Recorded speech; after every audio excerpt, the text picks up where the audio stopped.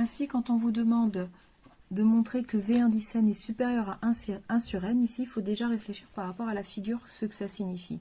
V indice 2, si on regarde pour N valant 2, V indice 2, c'est la longueur de ce segment-là violet. 1 sur 2, 1 demi, mais il faut peut-être réfléchir aussi à ce que représente ce 1 demi. 1 sur N, c'est O, c'est la longueur du segment OP indice N-1, vu la propriété qu'on a à cet endroit-là.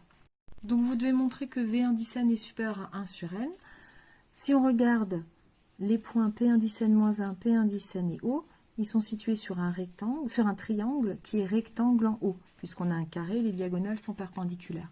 Donc P indice N-1, P indice N va correspondre à l'hypoténuse de notre triangle rectangle, donc qui est en fait V indice N, et 1 sur N, qui est la longueur OPN-1,